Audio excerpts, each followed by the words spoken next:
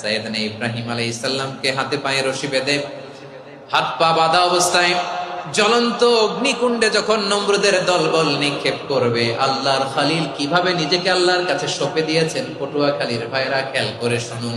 হাত পা বেঁধে আল্লাহর খলিলকে যখন নিক্ষেপ করা হবে, তিনি মুখ ফুটে বলে ফেললেন, হাসবুনাল্লাহু ওয়া নি'মাল ওয়াকিল।